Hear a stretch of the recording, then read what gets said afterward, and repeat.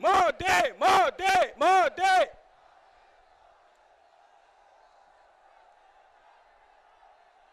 माननीय प्रधानमंत्री जी हम सबके बीच में है और वास्तव में इस देश की जनता के साथ साथ हमारे कन्नौज की जनता आपको कितना प्रेम करती है, कन्नौज की जनता आपके ऊपर कितना भरोसा करती है, आज वास्तव में यह साफ स्पष्ट रूप से दिखाई पड़ता है। मैं कन्नौज की पावन धरती के ऊपर मैं माननीय प्रधानमंत्री जी का स्वागत करता हूं, कन्नौज की जनता की ओर से स्वागत करता हूं। यह हमारे कन्नौज की धरती इत्र और इतिहास की धरती है, लेकिन समाजवादी पार्टी के द्वारा मचाए हुए आतंक के बाद यह कन्नौज की धरती अब संघर्ष की धरती भी है। अब यह संघर्षों से भी कन्नौज की पहचान है।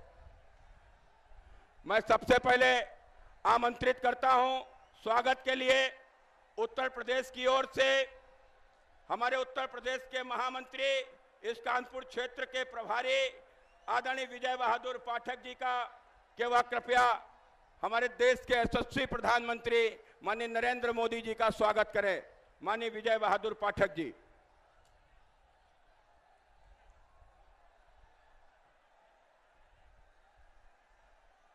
अब मैं आग्रह करता हूं माननीय मानवेंद्र सिंह जी से कि वह स्वागत करें। मैं केंद्रीय मंत्री माननीय तोमर जी से भी निवेदन करता हूं कि वो माननीय प्रधानमंत्री जी का स्वागत करें। मैं कन्नौज के जिला अध्यक्ष नरेंद्र राजपूत जी से भी निवेदन करता हूं कि वह स्वागत करें। और मैं स्वयं, चूंकि माननीय प्रधानमंत्री जी कन्नौज आए हैं, तो कन्नौज का इत्र उनको भेंट करके उनका मैं स्वागत करना चाहता हूं। माननीय प्रधानमंत्री जी का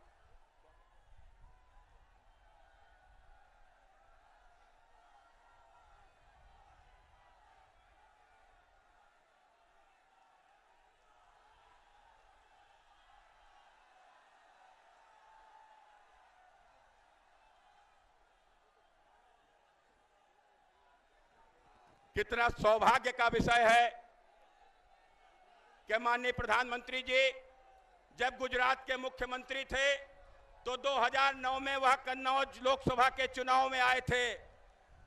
उससे कन्नौज लोकसभा के चुनाव में आने से सभी प्रत्याशी लोग माननीय प्रधानमंत्री जी का बड़ी फूलों की माला के साथ में स्वागत कर रहे हैं।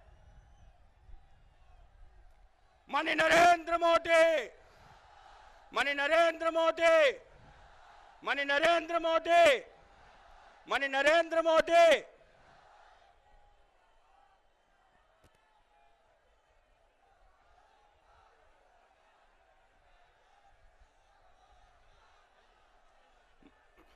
माननीय प्रधानमंत्री जी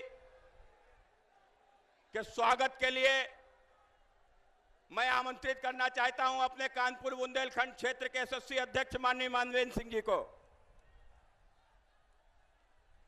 भारत माता की। भारतीय जनता पार्टी कानपुर बुंदेलखंड क्षेत्र व यहां उपस्थित अपने कार्यकर्ता बंधुओं की ओर से मैं हमारे देश के गौरव, हमारे यशस्वी प्रधानमंत्री परम आदरणीय नरेंद्र भाई मोदी जी का हार्दिक स्वागत और अभिनंदन करता हूं। मंचासीन आदरणीय प्रधानमंत्री जी एवं सभी वरिष्ठ नेतागण, उपस्थित जनता जनार्दन एवं पत्रकार बंधुओं, जैसा कि हम जानते हैं कि विगत कई वर्षों से अपना प्रदेश बदहाली, लचर व्यवस्था, भ्रष्टाचार और ऐसी अनेक समस्याओं से ग्रसित है। आज हमारा प्रदेश हर रूप से सामर्थ्यवान होते हुए भी विकास से कोसों दूर है और इसका कारण पिछले कई वर्षों से प्रदेश पर राज कर रही ऐसी भ्रष्ट सरकारें हैं जिन्होंने कदम कदम पर प्रदेश की जनता को ठगा है।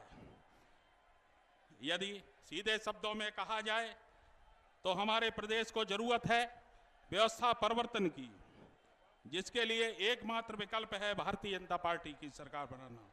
आइए हम मिलकर राम राज्य की स्थापना करें, एक विकासशील, भय मुक्त, भ्रष्टाचार मुक्त उत्तर प्रदेश बनाने में अपना योगदान दें।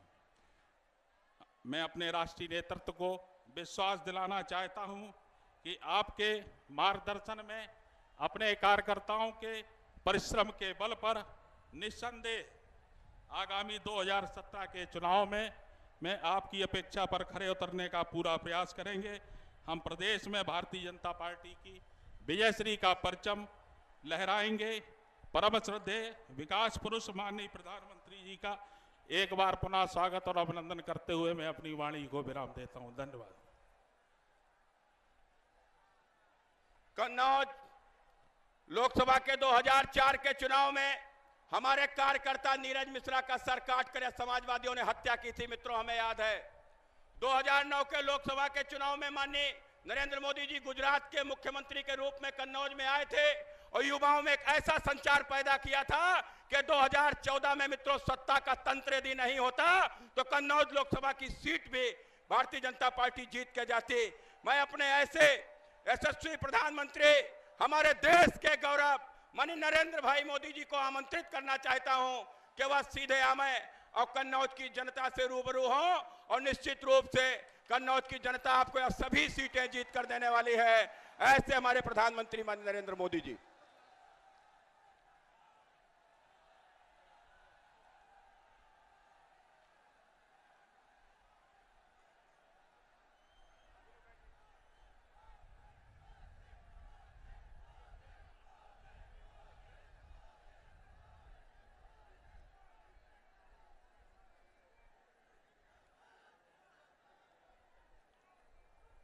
भारत माता की, भारत माता की।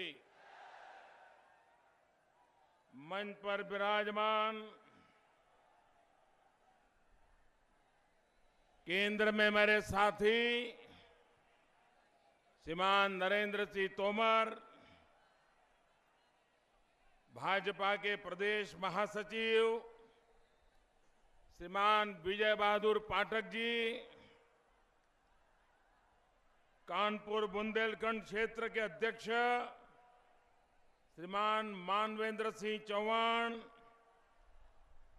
भाजपा की प्रदेश सचिव, हमारी समर्पित कार्यकर्ता बहन गीता शाक्य जी, राज्य सरकार में पूर्व मंत्री श्रीमान हरिद्वार दुबे जी, संसद में मेरे साथी श्री मुकेश राजपूत जी, युवा मोर्चा के हमारे जुझारू नेता श्री सुब्रत पाठक जी, कन्नौज जिला के अध्यक्ष श्री नरेंद्र सिंह राजपूत, औरैया जिला के प्रभारी श्री राजेंद्र सिंह चौहान, कन्नौज जिला प्रभारी श्री दिनेश राय, फर्रुखाबाद के अध्यक्ष श्रीमान सत्यपाल सिंह जी, फर्रुखाबाद के प्रभारी श्री श्रीकांत पाठक जी, कानपुर के प्रभारी डॉक्टर राम शरण कटियार जी, और इस चुनाव में भारतीय जनता पार्टी के उम्मीदवार कायमगंज से श्रीमान अमर सिंह जी खटीक, फर्रुखाबाद से श्रीमान सुनील दत्त द्विवेदी जी, विधुना से श्रीमान विनय शाक्य जी, अमृतपुर से श्रीमान सुशील शाक्य जी, डीबियापुर से श्रीमान लखन सिंह जी, भोजपुर से श्रीमान नागेंद्र सिंह जी,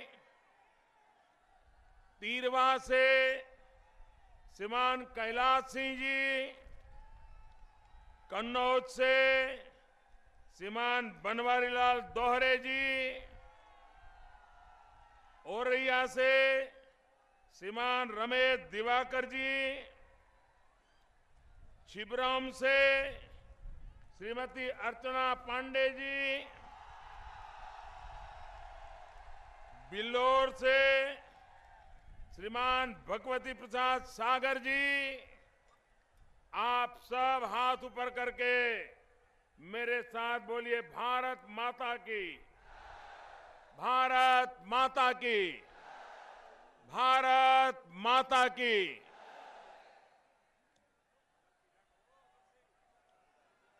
भाइयों बहनों, इतनी विशाल संख्या में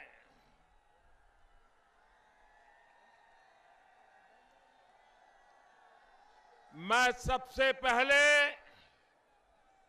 आप सबकी क्षमा मांगता हूं।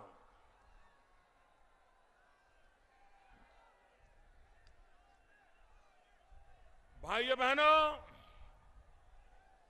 मैं सबसे पहले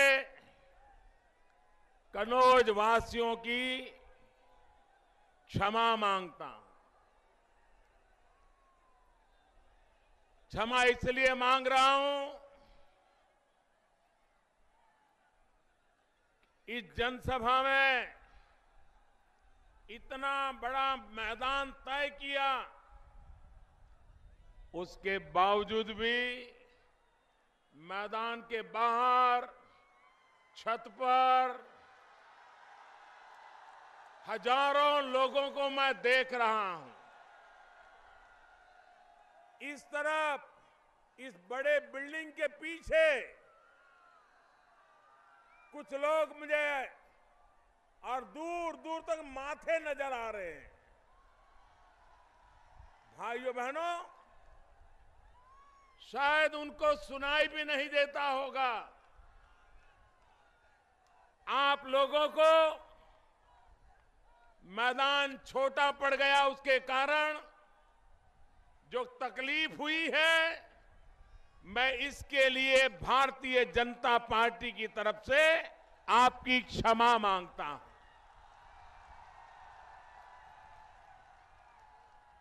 लेकिन भाइयों बहनों, आप इतनी बड़ी मात्रा में आशीर्वाद देने के लिए आए, हमारे सभी उम्मीदवारों को आशीर्वाद देने आए। मैं आपका हृदय से बहुत बहुत आभार व्यक्त करता हूं।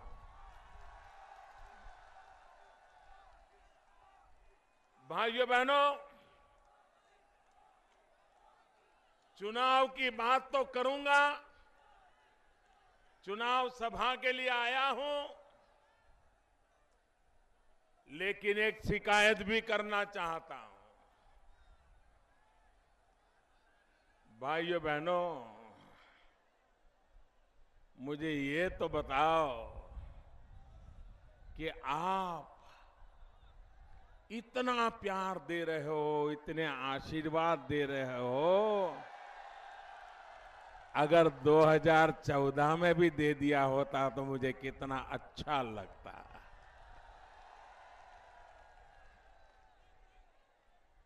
पूरा उत्तर प्रदेश भारतीय जनता पार्टी को विजयी बनाया, लेकिन कुछ सीटें जहां दो कुनबे के लोग लड़ रहे थे, आपने आंख की शर्म के कारण उन पर कृपा कर दी और वो दो कुनबे ही इस बार इकट्ठे होकर के आपके सपनों को कुचल कुचल करके सत्ता हथियाने के लिए मैदान में आए हैं। और मैं देख रहा हूं, इस बार मैं कन्नौज की धरती पर देख रहा हूं कि जो 2014 में रह गया, वो कसर पूरी करने का कन्नौज वासियों ने तय कर लिया। और मेरे कन्नौज के भाइयों बहनों, मैं भी आपको वादा करता हूं, मैं भी आपको वादा करता हूं, आप जो मुझे प्यार दे रहे हैं, मैं ब्याज समेत विकास करके लौटाऊंगा आपको, ये वादा करता हूं भाई।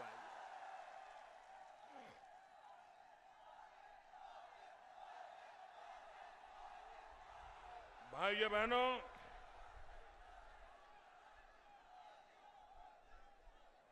आज मैं सबसे पहले इस कन्नौज की धरती से, जो इत्र की धरती है, जो हिंदुस्तान के हर कोने में सुगंध फैलाने वाला कन्नौज, उस कन्नौज की धरती से मैं देशवासियों के साथ अपनी खुशी बांटना चाहता हूं।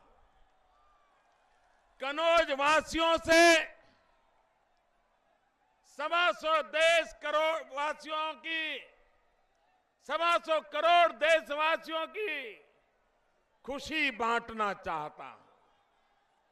आप सबको पता चल गया होगा, स्पेस में, अवकाश में भारत बार बार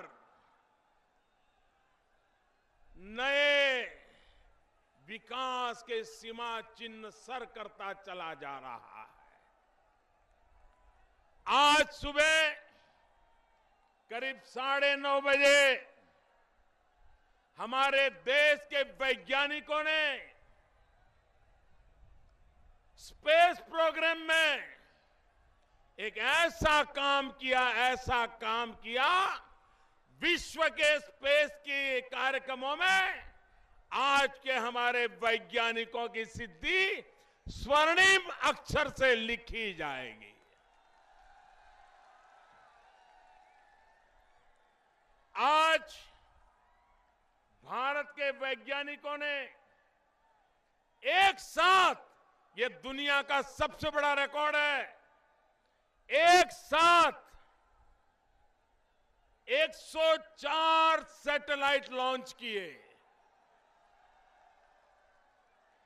अरे मेरे देश के वैज्ञानिकों ने आज अवकाश में भी सेंचुरी पार कर दी भाई।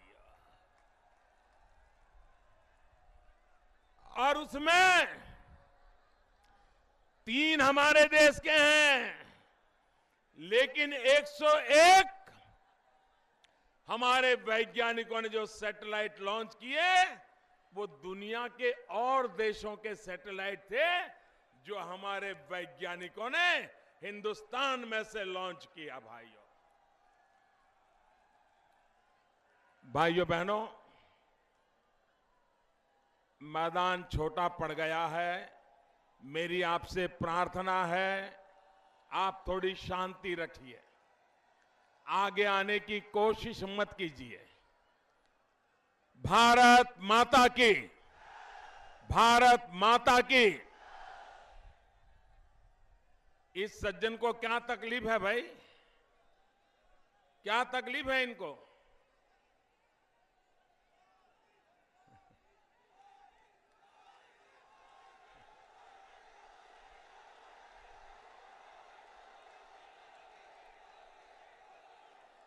मैदान छोटा पड़ गया है।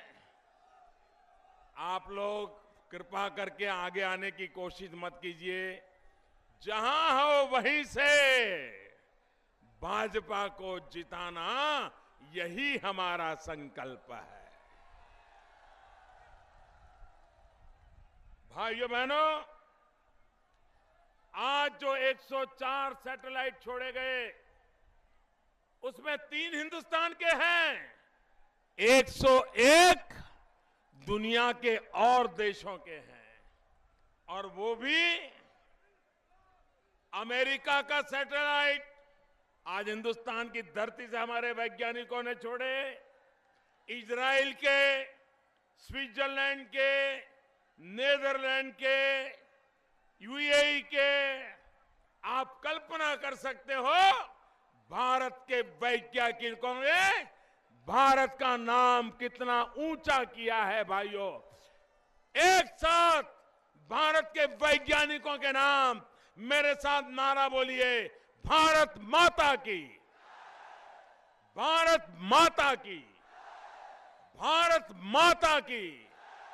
ये मेरे वैज्ञानिकों के नाम है, मेरे देश के स्पेस के वैज्ञानिकों के नाम पर है, जिन्होंने इतना बड़ा करतब करके दिखाया है।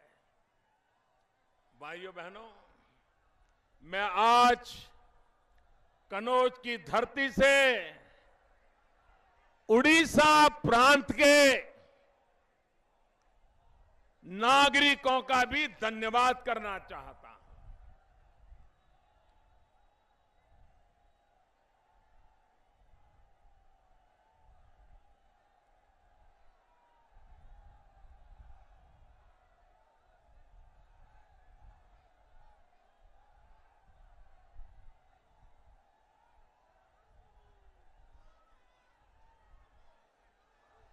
नौजवानों का उत्साह इतना जोरदार है,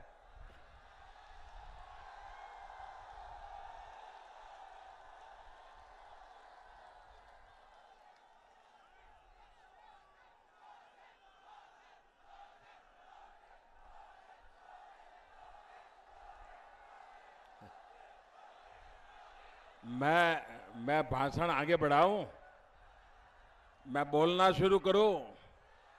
जरा इधर वाले बताइए, बोलना शुरू करो। आप शांति रखोगे? मैं इन वालों को खास कहता हूं, शांति रखोगे? आपका प्यार मेरे सर आंखों पर भाई।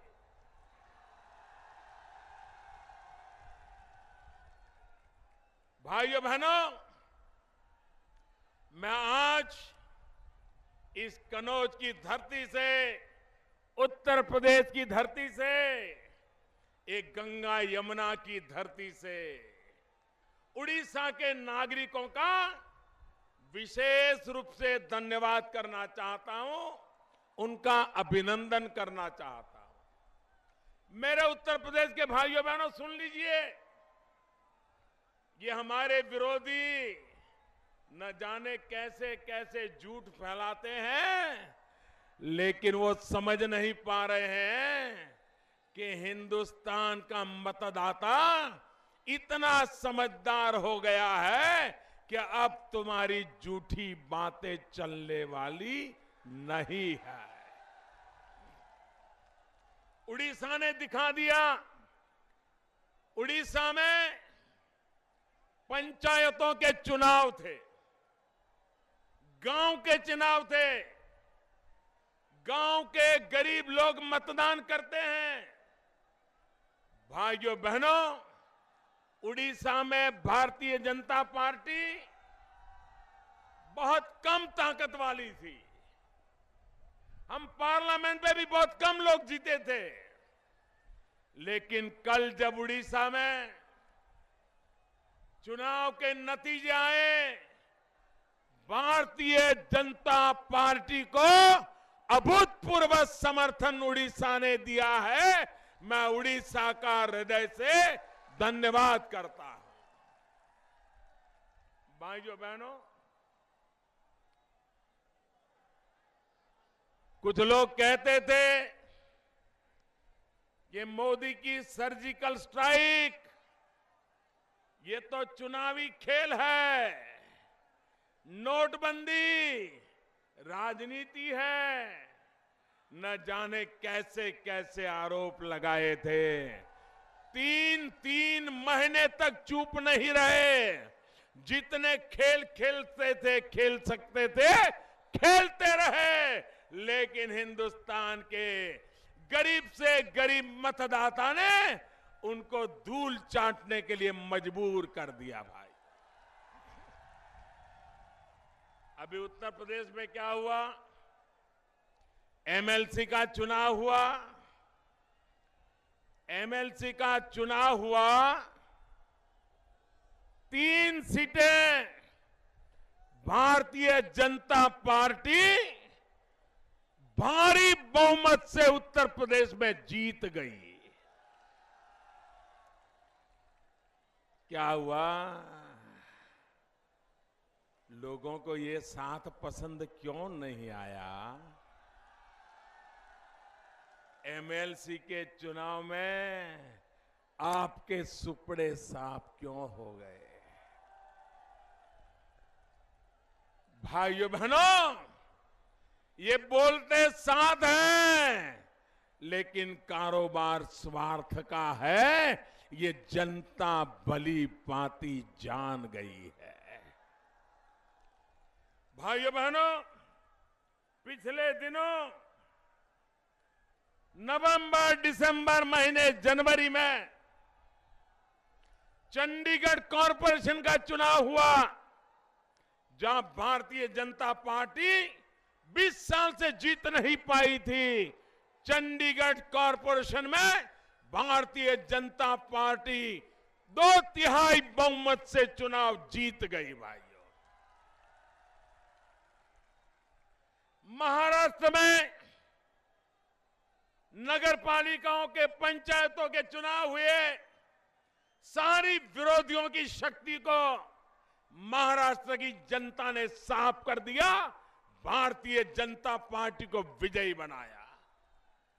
8 नवंबर नोटबंदी के बाद उड़ीसा में विजय, चंडीगढ़ में विजय, महाराष्ट्र में स्थानीय निकाय में विजय, गुजरात में स्थानीय निकाय में विजय, राजस्थान के उपचुनावों में विजय, जहां जहां मध्य प्रदेश में चुनाव हुए, भारतीय जनता पार्टी विजयी हुई।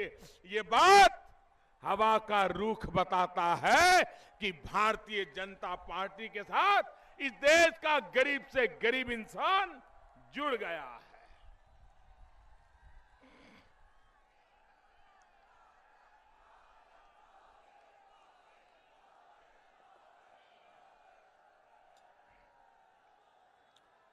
भाइयों बहनों, ये समाजवाद की बातें करने वाले, इंदिरा गांधी के जमाने से गरीबी हटाओ के माला जपने वाले लोग कितने खोखले थे, कितने झूठ बोलते थे। भाइयों बहनों,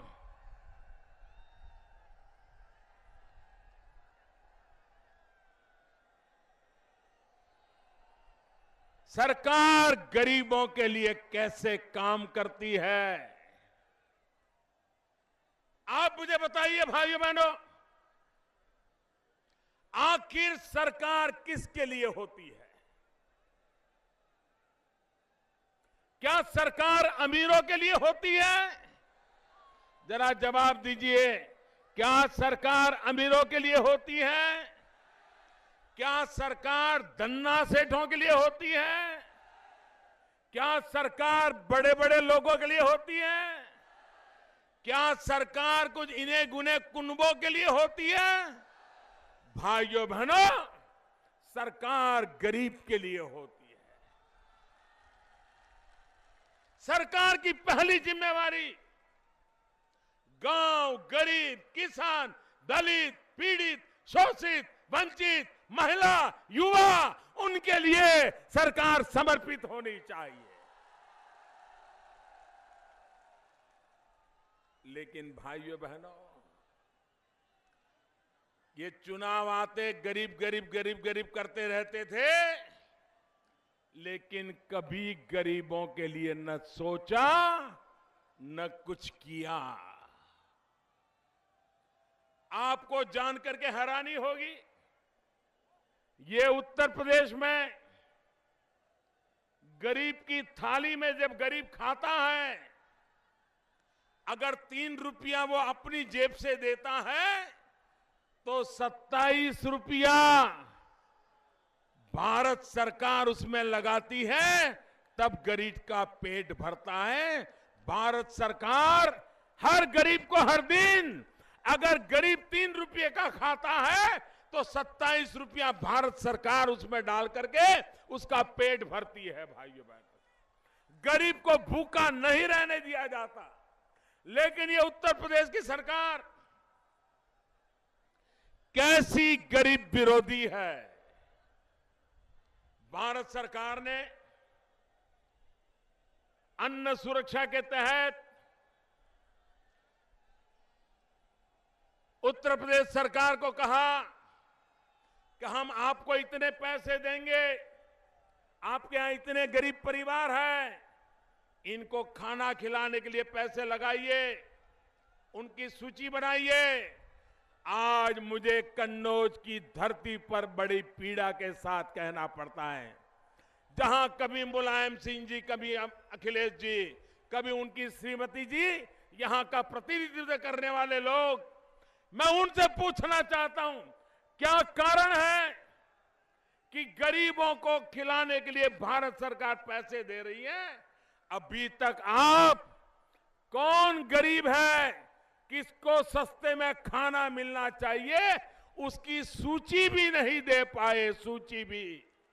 अभी भी 50,000 और लोगों को खिलाने के लिए 750 करोड़ रुपया दिल्ली में हमने निकाल के रखा हुआ है, लेकिन ये उत्तर प्रदेश की सरकार उसको लेने में इंटरेस्ट नहीं है, गरीबों का नाम लिखने के उसको रुचि नहीं है। क्यों? क्योंकि उनको तो वही गरीब गरीब लगते हैं जो उनके कुनबे के साथ जुड़े हुए हो, उनकी पसंदगी की कोई जाति के साथ जुड़े हुए हो।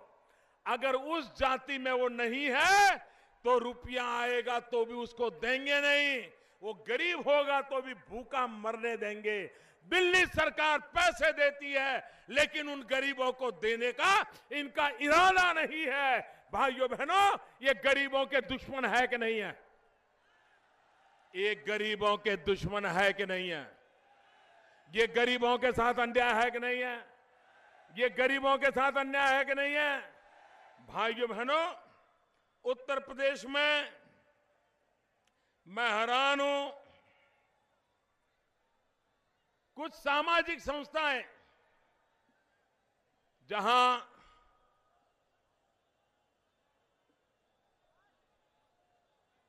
सरकारी सामाजिक संस्थानों में जो लोग रहते हैं, मजबूरन घर छोड़ करके आना पड़ा है,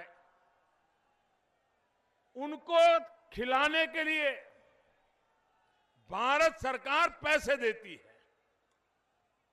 आप हैरान होंगे, ये उत्तर प्रदेश सरकार ऐसी सोई पड़ी है कि उन संस्थाओं में आकर के रह रहे अनाथ आश्रम जैसी जगह पर उन गरीबों को खाना खिलाने के लिए दिल्ली में भारत सरकार पैसे लेकर के बैठी है, लेकिन ये उन लोगों को पैसे नहीं देते, खर्च नहीं करते, क्योंकि उनको चाहिए वैसे बिचौलिए नहीं मिल रहे, बिचौलिए।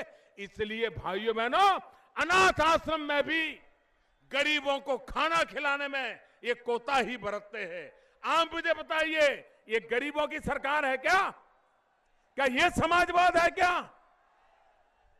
अरे भाइयों बहनों, आप मेरे खाते में एक कार नहीं है, एक गाड़ी नहीं है, मेरे पास कोई गाड़ी नहीं। अभी तो प्रधानमंत्री हुए तो सरकार की गाड़ी में बैठ के गुजारा कर लेता हूं।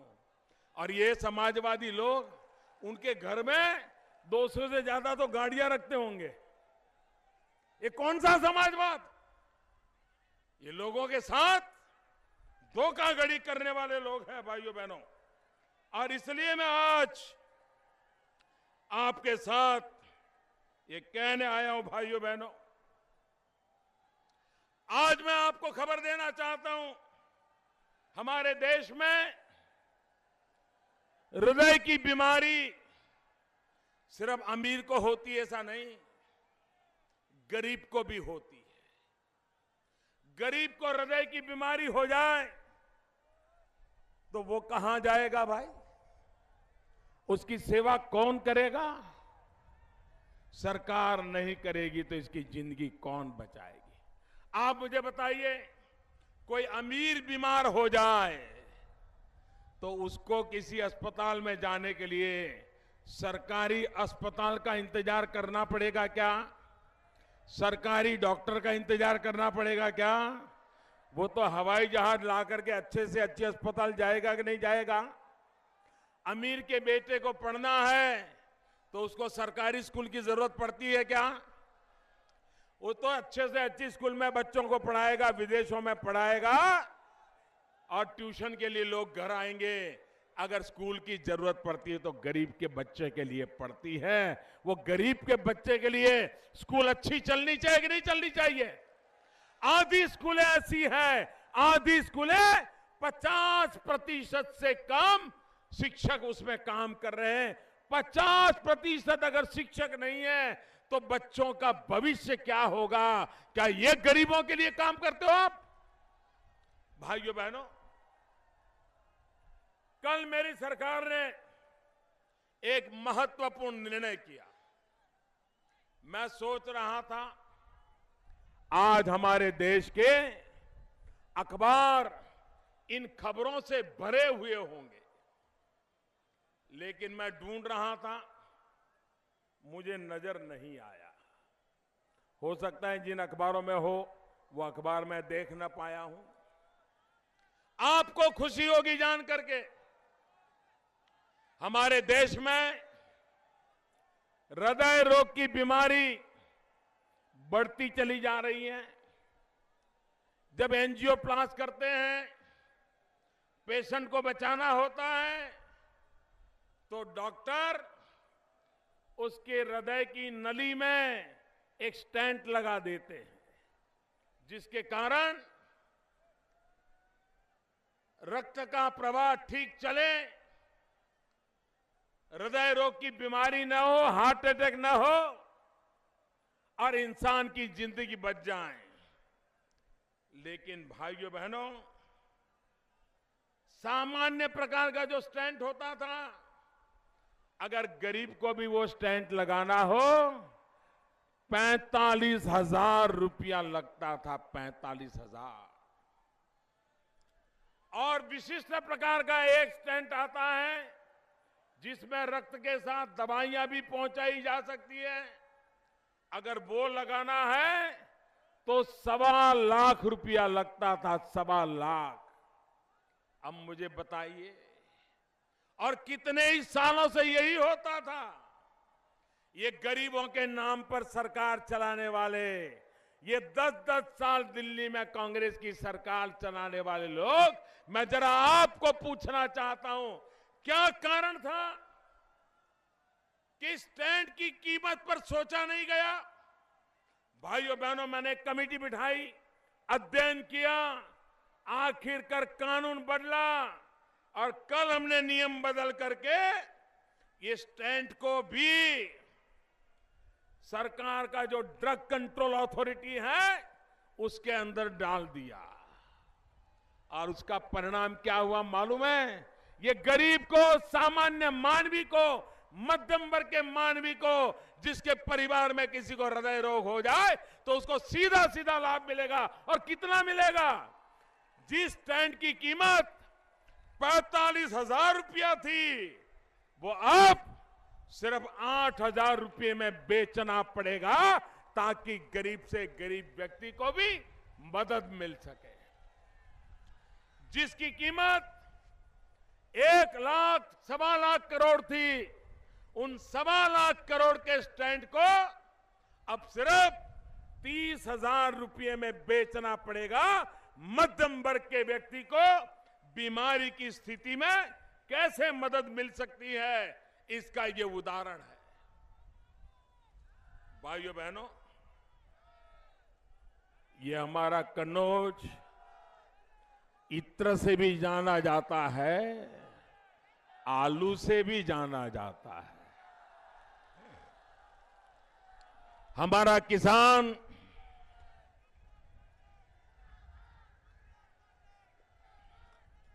आलू की खेती करता है। भाइयों बहनों, आप मुझे बताइए, मेरे किसान भाइयों बहनों, पिछले चुनाव में समाजवादी पार्टी की बहू ने आलू की फूड प्रोसेसिंग के लिए, आलू के चिप्स बनाने के लिए कारखाना लगाने के लिए वादा किया था कि नहीं किया था? जरा जोर से बोलिए, वादा किया था? कारखाना लगा, आपके आलू खरीदे, चिप्स बनी, बाजार में बिकी, किसी के पेट में गई, लेकिन वो तो चुनाव जीत गए। अब उनसे हिसाब मांगोगे कि नहीं मांगोगे? हिसाब चुकता करोगे कि नहीं करोगे? ऐसे वादे करने वालों को सजा करोगे कि नहीं करोगे?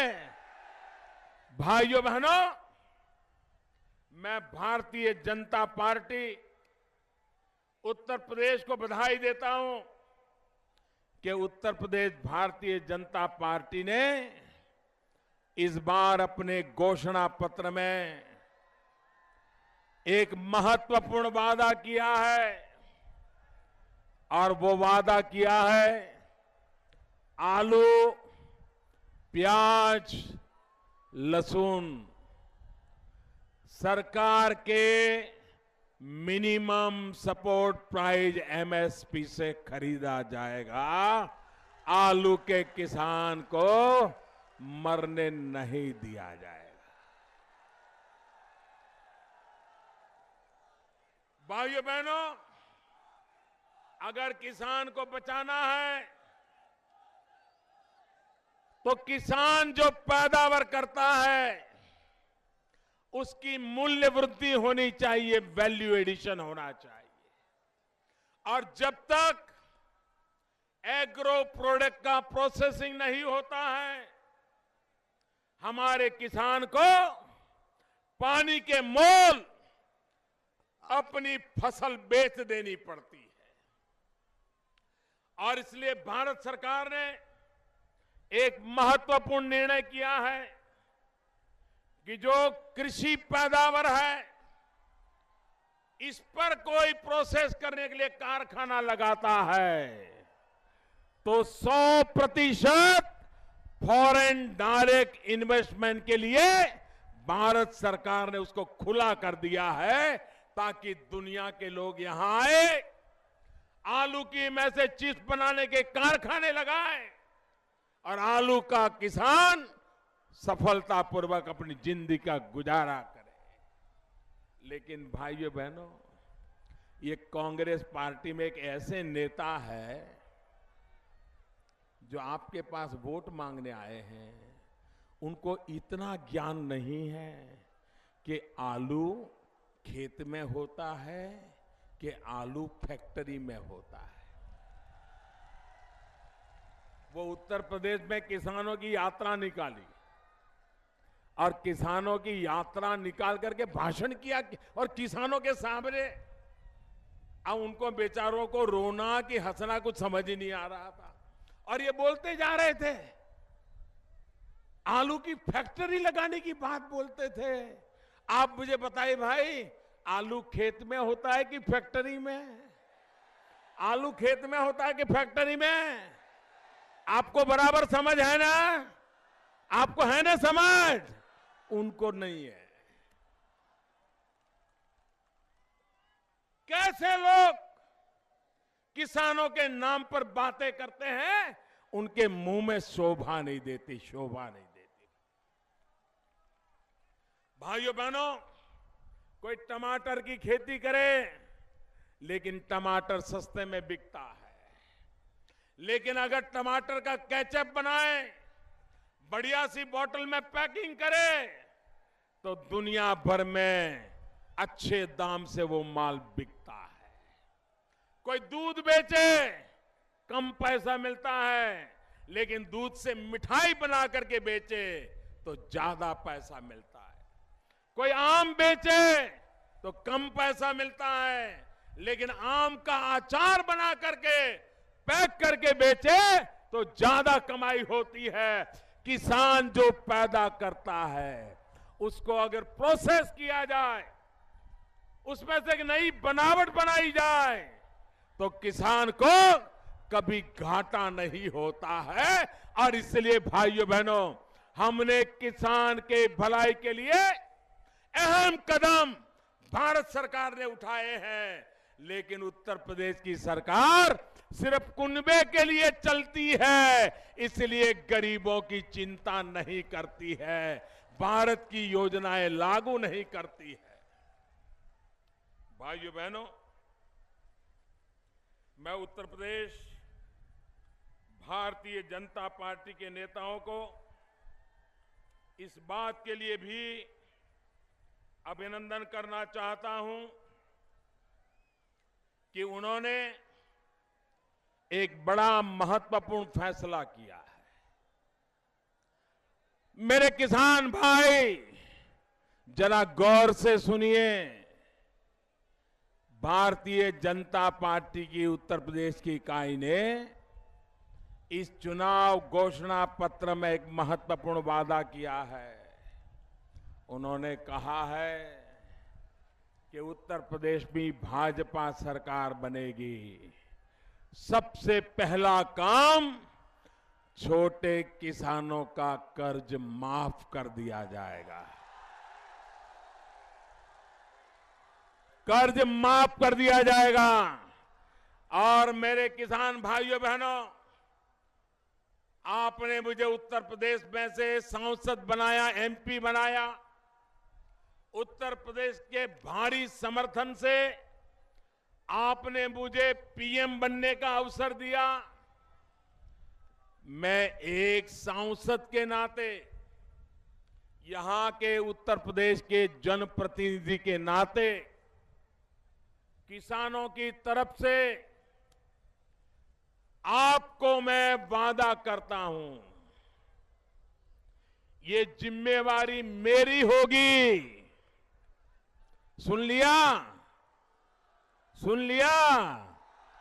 ये जिम्मेवारी मेरी होगी कि उत्तर प्रदेश की सरकार बनते ही उनकी पहली मीटिंग में ही किसानों का कर्ज माफ करने का निर्णय मैं करा दूंगा।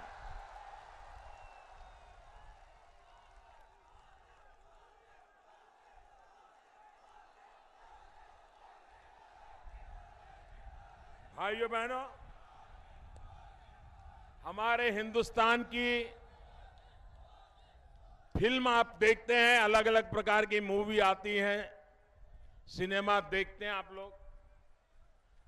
हमारे फिल्मों की एक विशेषता होती है, आपने देखा होगा कि इंटरवल तक दो जानी दुश्मन बराबर एक दूसरे से भिड़ते हैं, भांति भांति के खेल करते हैं, षड्यंत्र करते हैं, और इंटरवल के बाद अचानक दोनों मिल जाते हैं। देखा है ना? ये उत्तर प्रदेश में भी राजनीति के मंच पर एक नई फिल्म चल रही है। इंटरवल के पहले दोनों लड़ रहे थे, 27 साल यूपी बेहाल, नारे लगा रहे थे, यात्रा निकाल रहे थे, अखिलेश जी का कच्चा चिट्ठा खोल देते थे, जितने आरोप लगा सकते थे लगा सकते थे, लेकिन इंटरवल के बाद दोनों, ये कौन सी फिल्म है भाई? भाइयों बहनों, ये चुनाव बड़ा कमाल का है। मैं हैरान हूं मीडिया के लोगों का इस बात पर ध्यान क्यों नहीं गया, क्योंकि हमारे देश का मीडिया बड़ा चतुर है, चीज को पकड़ लेता है। जब पहली पत्रकार परिषद हुई तो अखिलेश जी ने तो मायावती जी के खिलाफ बयान दिया, लेकिन जब कांग्रेस पार्टी को पूछा गया कि आपको मायावती के खिलाफ क्या कहना है, तो कांग्रेस ने ऑफिशियल कह दिया कि हमें उनके खिलाफ कुछ नहीं कहना है। लेकिन मैं हैरान हूं कि इसके बाद कभी कांग्रेस को किसी ने प्रश्न ही नहीं पूछा कि आपका मायावती जी के लिए क्या कहना है, बीएसपी के लिए क्या कहना है। क्यों चुप हो भाई? ये इसलिए चुप हो, ये अखिलेश जी अभी अनुभव कम है। ये कांग्रेस वाले कितने चतुर हैं उनको समझ नहीं आता है। मुलायम सिंह जी को तो आता है, इनको नहीं आता है। ये चुनाव में दो लोग साथ साथ हैं ऐसा नहीं है, इस चुनाव में त्रिपगी दौड़ चल रही है, त्रिपगी दौड़, 3 पैर वाली दौड़ चल रही है। एक सपा का पैर है, दूसरा सपा का पैर कांग्रेस के एक पैर के साथ बंधा हुआ है और कांग्रेस का दूसरा पैर बसपा के पैर के साथ बंधा हुआ है। ये कांग्रेस की कमाल है, एक पैर सपा के साथ, एक पैर बसपा के साथ, और ये त्रिपगी दौड़ रहे हैं। लेकिन सपा, बसपा और कांग्रेस समझ लीजिए, 2 पैर से दौड़ने वाले को 3 पगी दौड़ वाला कभी हरा नहीं सकता है, गिरा नहीं सकता है। अखिलेश चेत जाओ, मुलायम सिंह जी की बात तो आप सुनने को तैयार नहीं है, लेकिन लिख के रखो, कांग्रेस ने एक पैर बीएसपी के साथ बांध करके रखा हुआ है और एक पैर आपके साथ बांध करके आपकी मदद ले रहे हैं। ये नया खेल हिंदुस्तान की राजनीति में पहली बार त्रिपगी दौड़ वाला खेल चल रहा है, उसको समझना पड़ेगा भाइयों बहनों।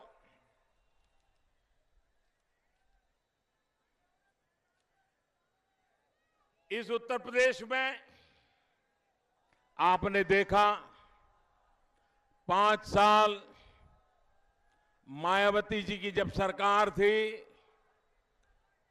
तो अखिलेश उनके भ्रष्टाचार के गीत गाते थे।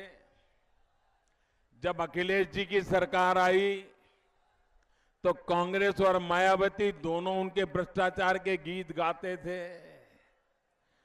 दिल्ली में 10 साल कांग्रेस के राज में सारे देश ने भ्रष्टाचार देखा है, सुना है, उसकी बदबू आज भी आ रही है। आप देखिए 5 साल उनका भ्रष्टाचार, 5 साल बसपा का, 5 साल सपा का और 10 साल का कांग्रेस का भ्रष्टाचार, कैसे अनुभवी लोग इकट्ठे हुए हैं। इतने बड़े खिलाड़ी भ्रष्टाचार के इकट्ठे आएंगे तो अब उत्तर प्रदेश में कुछ बचेगा क्या? कुछ बचेगा क्या? इसलिए भाइयों बहनों, उत्तर प्रदेश को बचाने के लिए, उत्तर प्रदेश को बनाने के लिए, उत्तर प्रदेश को आगे बढ़ाने के लिए भारतीय जनता पार्टी एकमात्र आशा बची है भाइयों, एकमात्र आशा बची है।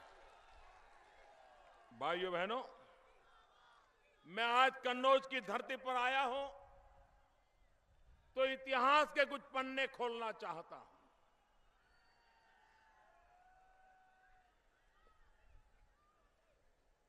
भाइयों बहनों, ये बात याद रखिए और इस पूरे इलाके में घर घर पहुंचाइए।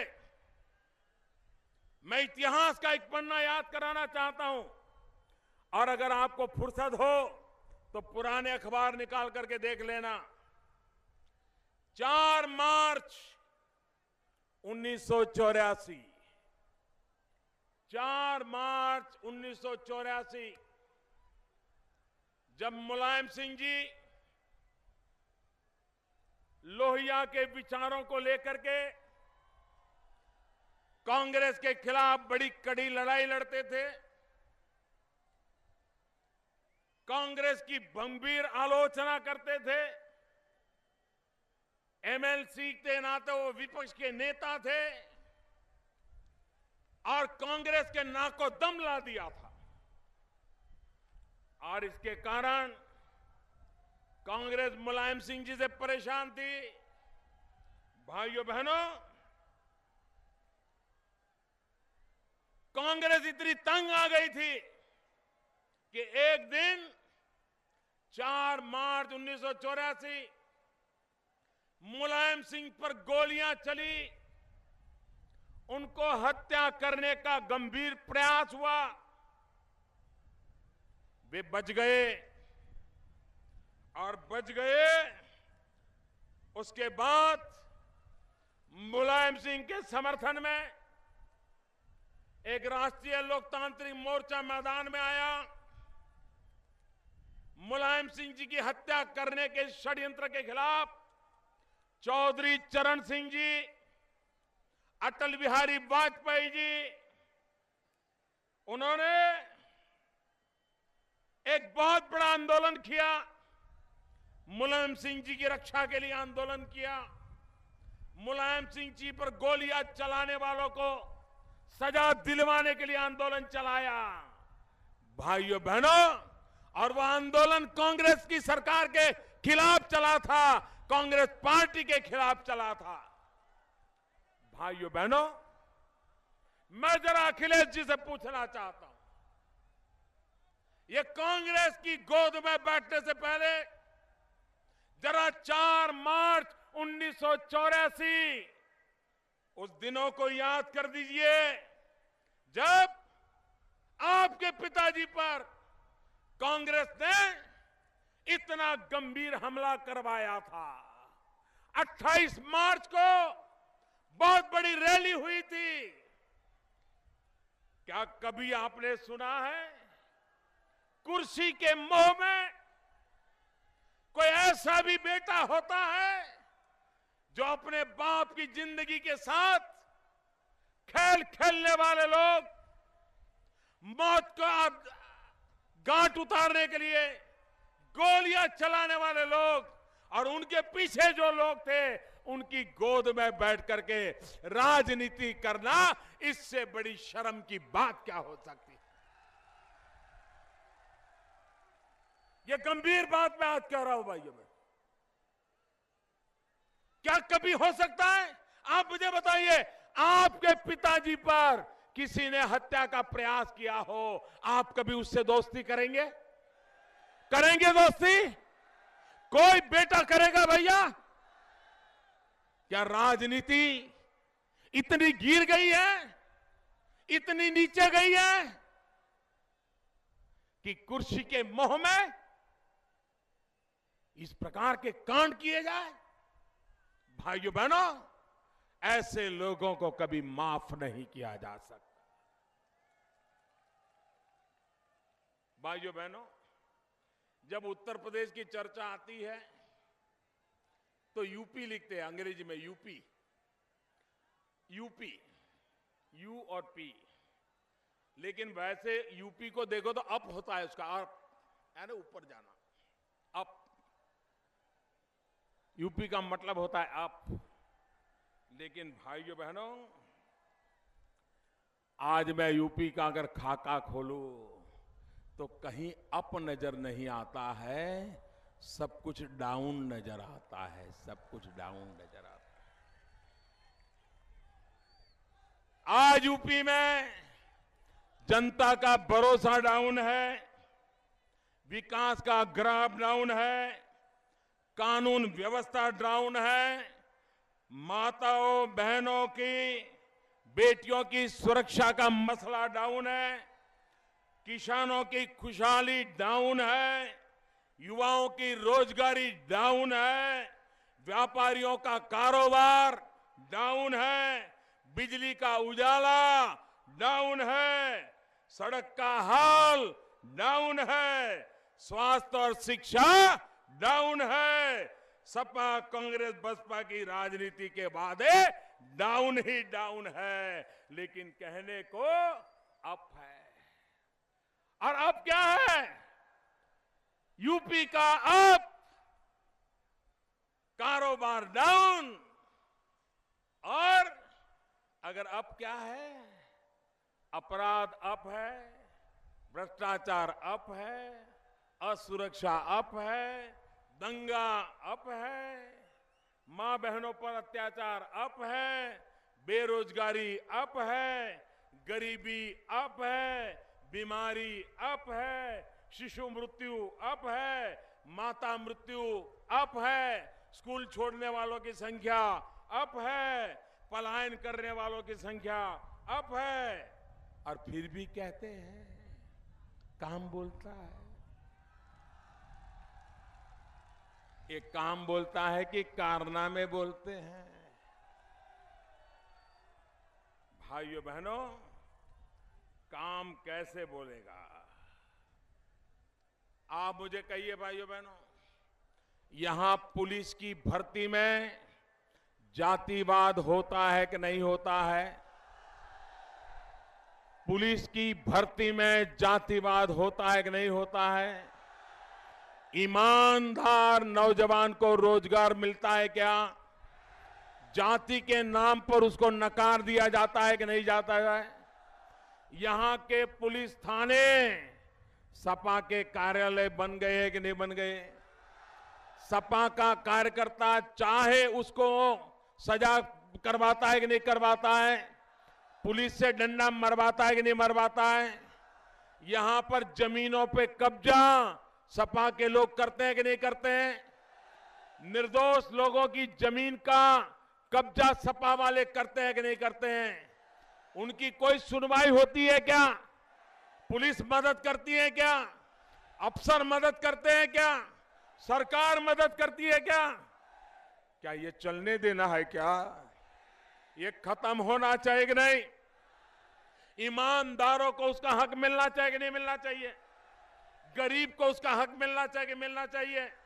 नौजवान को उसका अधिकार मिलना चाहिए कि नहीं मिलना चाहिए? भाइयों बहनों, आपको वादा करने आया हूं, भारतीय जनता पार्टी की सरकार बनेगी। ये जहां जहां बेईमानी हुई है उसका चट्टा चिट्ठा खोल दिया जाएगा।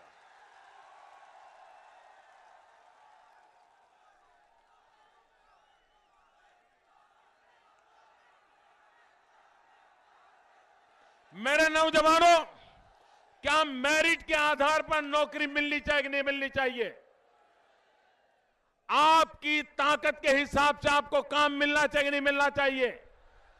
अगर आप होनहार हैं तो आपके नौकरी का आपको हक है कि नहीं है? लेकिन रोका कैसे जाता है? जब आप परीक्षाएं पास करते हैं, अच्छे मार्क लाते हैं, फिर नौकरी के लिए एग्जाम देते हैं, उसमें भी अच्छे मार्क लाते हैं, टॉपर होते हैं, लेकिन बाद में इंटरव्यू की चिट्ठी आती है, इंटरव्यू आता है ना इंटरव्यू? और जब इंटरव्यू आता है तो बेटा खुशी से समाता नहीं है। मां को कहता है, मां इंटरव्यू आ गया, मैंने परीक्षा पास कर ली, अब नौकरी लगेगी। मां अनुभवी है, कहती है, बेटा देखो किसी की पहचान है क्या?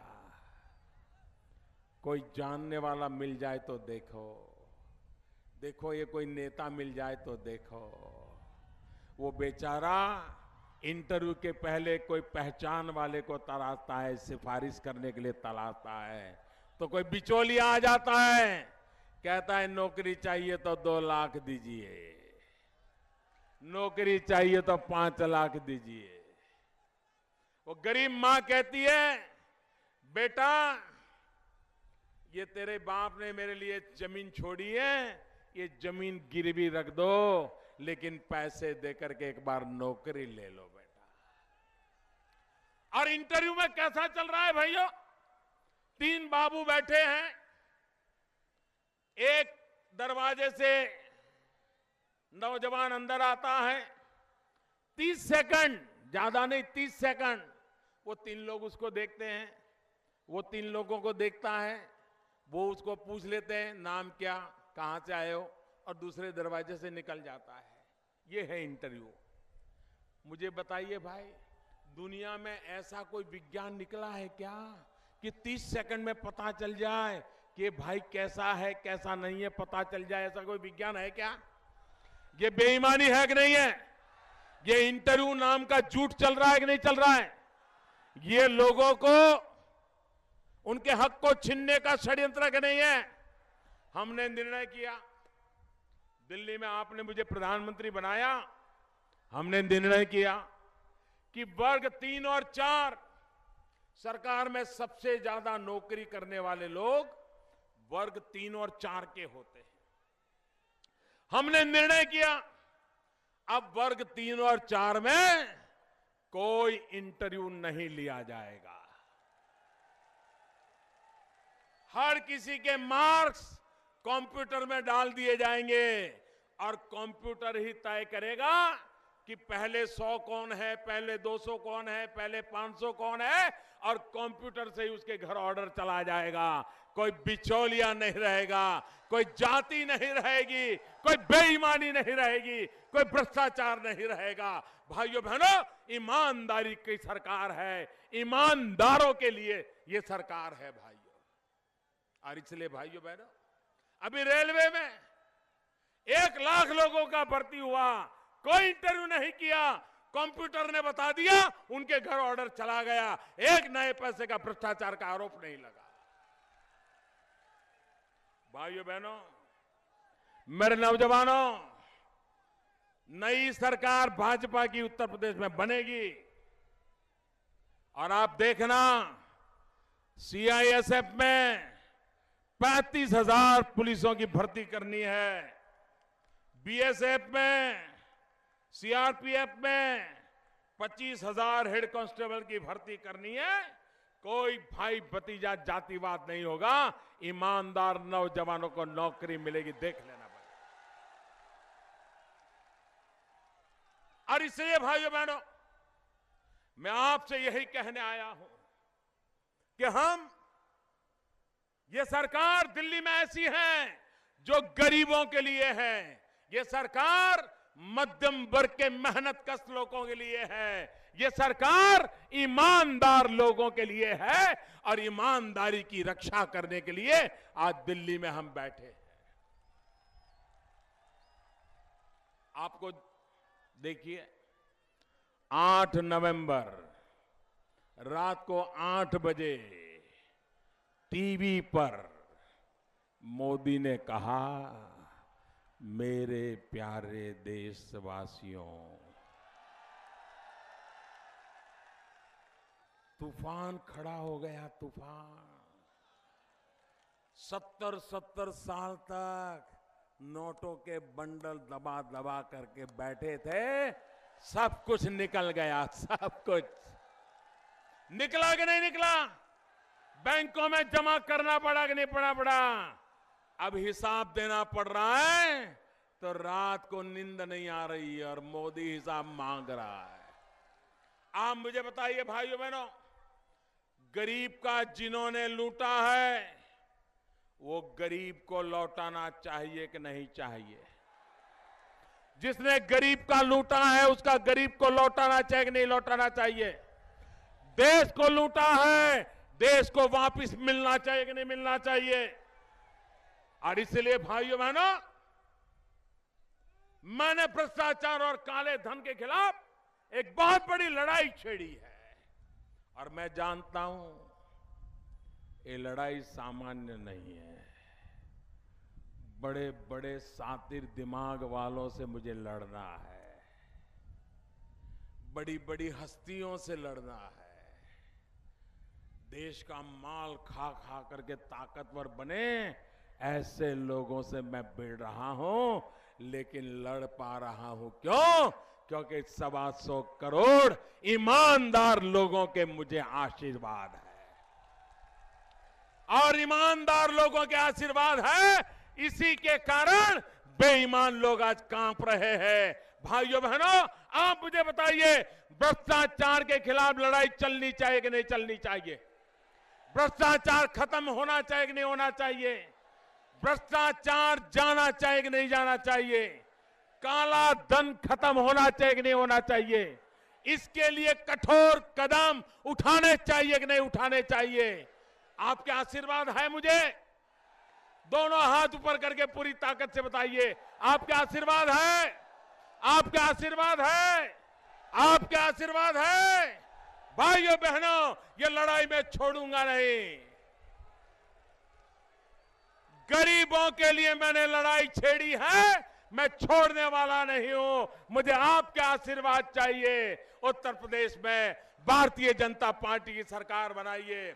19 तारीख को कमल के निशान पर बटन दबाइए। भारत को गौरव दिलाने का प्रयास करने वाली भारतीय जनता पार्टी को विजयी बनाइए। मेरे साथ दोनों मुट्ठी बंद करके बोलिए, भारत माता की।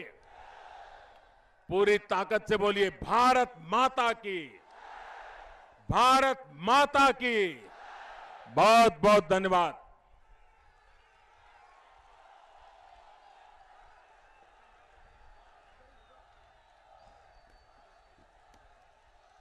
हेलो, बहुत बहुत धन्यवाद माननीय प्रधानमंत्री जी। अब मैं सीधे आमंत्रित करता हूं अपने कन्नौज के जिलाध्यक्ष श्री नरेंद्र राजपूत जी को कि वो आए और इस रैली में सभी का धन्यवाद दें और रैली के समापन की घोषणा करें। परिवर्तन संकल्प रैली में हम सबके बीच देश के यशस्वी प्रधानमंत्री माननीय नरेंद्र सिंह मोदी जी हमारे बीच, भारत के मंत्री माननीय नरेंद्र सिंह तोमर जी, भारतीय जनता पार्टी के प्रदेश महामंत्री एवं कानपुर बुंदेलखंड क्षेत्र के प्रभारी आदरणीय विजय बहादुर पाठक जी, इस क्षेत्र के यशस्वी अध्यक्ष आदरणीय मानवेंद्र सिंह चौहान जी एवं मंच पर उपस्थित सभी महानुभावगण, यहाँ पर आए हुए सभी आम जनमानस को बहुत हृदय से आप सभी का आभार व्यक्त कर